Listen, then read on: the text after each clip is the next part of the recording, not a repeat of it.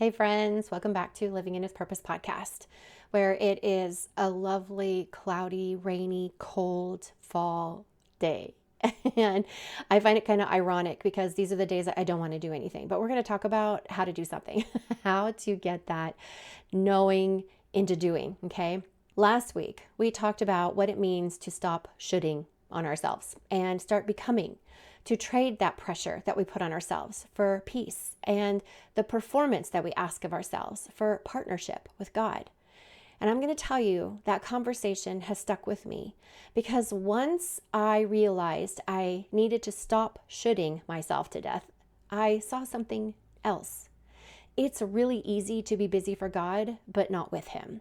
And that's been real for me lately, especially when I catch myself doing all the right things, but still feeling restless inside. Are you like that too? I hope I'm not just talking to myself, but even if I am, that's okay too. I'll come back and take a listen. So you check off your list. You're praying, you're cleaning, you're serving, but your heart still feels very cluttered. And here's what I've learned. Not all doing is growth. Sometimes it's just noise that we're using in our lives. And we often mistake busyness for progress, filling our days with things that look productive, but leave our soul running on empty. One of the first things that we say when someone says, "Hey, how are you doing?" "Busy, I'm real busy." And it's like a badge of honor. And I just kind of wonder, maybe, is there stuff that we can let go of? Are we busy productively? Or do our souls feel like we're running on empty? But you can't not do things too. You can't just sit in that awareness part forever. At some point, we have to move. Okay, so today I want to talk about that middle ground, the place between thought work, the things that we want to do, how we want to become, and actions, how clarity often shows up after you take the first step, not before.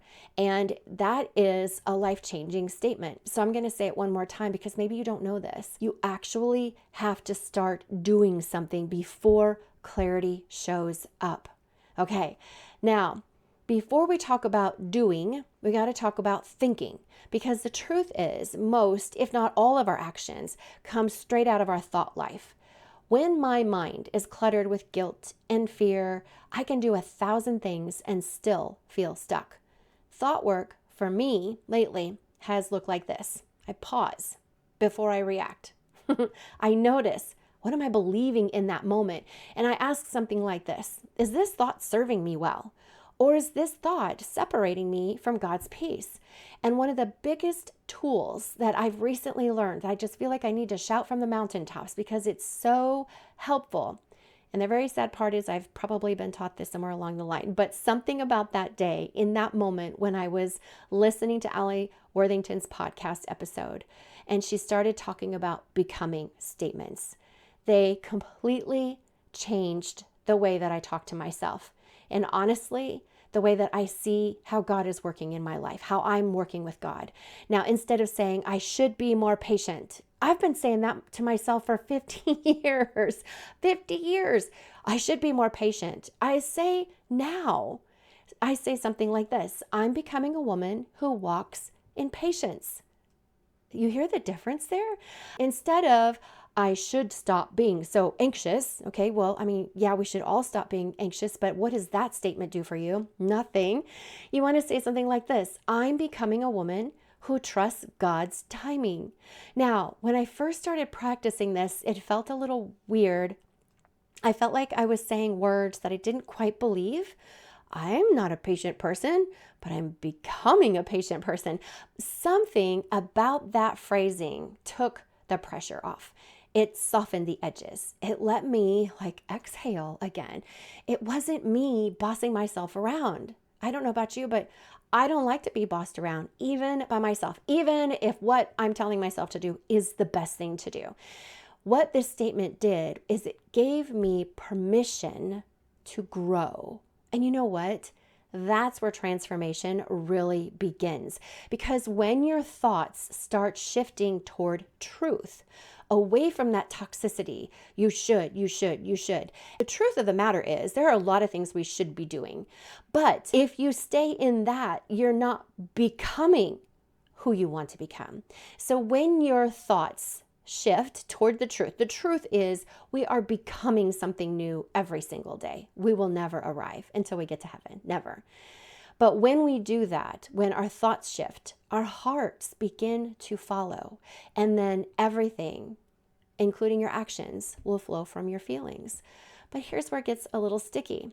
Once you start doing the thought work, it is tempting to treat your actions like another assignment, a way to prove that I have arrived. Now, I catch myself doing this all the time. Like right now, personally in my life, I am working on how to learn to enjoy the fall. And I feel that overachiever part of me rise up and say, okay, I will light the candles. I will bake something with pumpkin in it, and I'll go for a walk and enjoy the trees. Check, check, check. But that's not faith-filled doing. That is performing progress, okay? What I'm learning in this phase of life right now is to ask questions, become curious. God, what is the next faithful step? Not just the next productive one.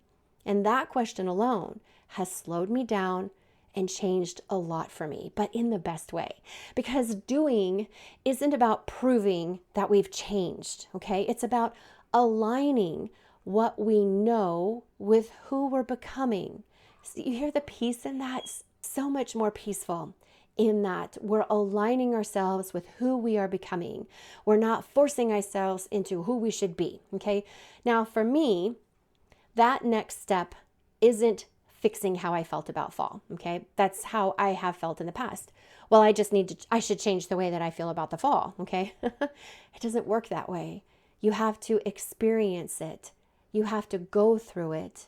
So now I'm doing things like just sitting outside with gratitude, talking to Jesus.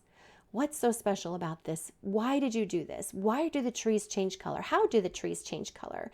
I'm feeling the breeze and the warm sunshine as that cool breeze, and it feels lovely. I'm living in the moment. I'm noticing the color of the trees, and I'm thanking God for the beauty that I can see each and every day. Maybe for you, it's not about the fall. Maybe it's something else. Maybe it's your job, your home, your health, a friendship that feels heavy. The point isn't the season itself. It's the posture of my heart while I'm walking through this. Now, I'm going to be honest here because I feel like we're all looking for 3 ways to change the way you think, okay? Life doesn't happen that way. We are messy. We are messy people. None of this feels tidy. When you're working on your thoughts, it's not neat. And faithful action doesn't always feel holy. Some days you're going to feel peace and you're like, I'm on the right track, going there. I have arrived, right?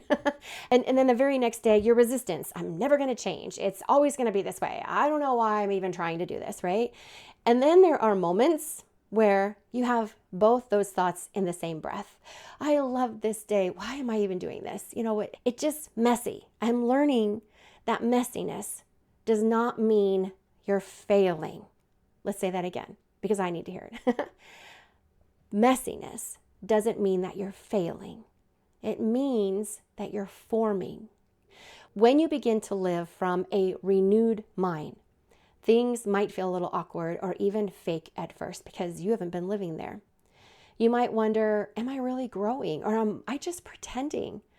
But every small faithful action that you take is proof that something inside of you is shifting. You're going to act your way into understanding. You're going to get clarity once you take that step. Sometimes that looks like signing up for the class, even if you're afraid that you're not going to finish it. Or journaling when you've been avoiding your thoughts. Or setting a small boundary and realizing peace follows obedience. Because clarity does not come before obedience. It comes through obedience. If you're waiting to feel ready, I'm going to wait until I feel ready. That's never going to happen. You will be stuck in that knowing phase. I know I need to change. I know I need to become this. And when I feel ready, I will start. it doesn't happen. And this has been true in my own life. This is why I can say this so well, because I see it in my own life. Transformation, change, rarely feels convenient, okay? Our brains love comfort, even if that comfort is stress or self-doubt. And so stepping into something new is going to feel uncomfortable. When you've been thinking a certain way for years or even decades, the thought of changing that thought, even if you know you should, because we don't should on ourselves anymore, remember that? Even though you want to become something new, you have to recognize there's going to be uncomfortable. It's not going to feel good all the time. And faithful action is not about confidence. It's about trust. We don't have to have this all figured out. It's choosing to move before you feel fully equipped, believing that God is going to meet you in motion. And I'm going to be honest, I do not always get this right. There are days that I hesitate and I wonder if all that I'm doing, if it even matters. But that's where faith fills in the gap, in that space between knowing what's true and feeling ready to live it. It's doing that one small thing that aligns with the woman that you're becoming, not to prove it, but to practice it. Sometimes it's as simple as taking the walk when you'd rather stay inside, or calling someone that you've been avoiding, or pausing long enough to pray before you respond. Because when you take that walk, you start to hear your thoughts more clearly. When you finally make that phone call, that anxiety will loosen its grip a little. When you take a deep breath and pray before reacting, you realize you actually have a choice in how you respond. That's what clarity through movement looks like. It is not perfection. It is partnership. Those are the kind of steps where God meets us, the ones that feel small but stretch our faith just enough to grow roots. And the beauty is, we see this in Scripture. God doesn't ask us to take giant leaps. He asks us to step. Most miracles happened as they went, mid-step, mid-faith, mid-doubt. That's where clarity grows. Not before the movement, but in the movement. Last year, I said, I should love the fall. I should love the fall. Lots of good things about it. Everybody around me loves the fall, right? And I felt like if I checked all those cozy boxes, get the sweater out, check. Get the good smelling candles, check. All of that stuff. Go buy a pumpkin, get some mums, check. I did it, right? But this year, when fall rolled around again and I'm still not loving fall, I'm thinking, I got to shift how I'm thinking here. This isn't working. So this year, especially when I heard the becoming statements, I thought this is how I can do it. I'm not trying to love it anymore, okay? I'm living it. It's quieter, it's slower, it's more grounded, and I can feel that it's not something I'm forcing. It's something that God is forming. So if you're like me and your pumpkin candles are collecting dust, maybe it's just time to light one. But not because you should, but because maybe God wants to meet you right there in that very ordinary moment. Because becoming a different kind of doer is not about performance. It's about presence. It's not glamorous. It's gentle. But somewhere between the stillness and the small steps, that peace will start to show up and you realize, you know what? This has been here all along. You are not behind. You're becoming. And that becoming shows up in the smallest, most ordinary steps. So if we were sitting together right now drinking our pumpkin spice lattes, these are the questions that I'd like to ask you. What does a faithful next step look like for you right now? Not a big life overhaul, just one small step that's going to help you live as the woman that you're becoming. What emotions, what do you start feeling when you try to do things differently? Do you feel resistance? Do you feel guilt, anxiety, or joy? And then what are those emotions showing you about the thoughts that you're believing? Where do you think that God is inviting you to slow down and be present? Maybe it's while you're walking, maybe it's while you're cooking, folding laundry, or just noticing the changing leaves. And finally, and I think this is the big one, what is one I'm becoming statement that you can live out this week through small, faithful action? Let me give you some examples, okay? Maybe it's something like, I'm becoming a woman who looks for beauty instead of hurry. I'm becoming a woman who notices God in ordinary places. I'm becoming a woman who lets peace lead the way. Those all sound just lovely. You pick one, sis. If you don't have one, pick one and go with it. Write it down. Say it out loud. Let it be both a declaration and an invitation, because you don't have to figure it out to walk faithfully. You do not have to know how it's going to end to start. You just have to be willing to take the next step with God. So if you're not really sure where to start with this, I highly recommend the Daisy method. And what this does is it's going to allow you to pause a minute, put something on paper, ask God to join you in what you're wanting to change in life, okay? So the D is for describe the thought. What are you thinking? What are you telling yourself that is just not good for you? It's not serving you well. The should that you're shoulding on yourself. Okay, what is that? And then you ask God, what is the truth in this? What am I feeling and thinking that's not right? What is the truth? And then you have to open the Word of God, because very few people, I think, ever get that audible response from God. You need to be doing this. That's not how He works. It's in the Word. Get in the Word intentionally. Trust that process. And then say to your spirit, hey, Spirit, you know what we're learning in the Word? I really need you to rise up and remind me that this is where I want to go. This should statement needs to become a becoming statement, because this is where God is. And then you need to yield it. You need to lay down that should statement. And then start looking for small, actionable steps to practice who you're becoming. And when we start new habits, I've taught this before, but just to remind you, it will not happen automatically.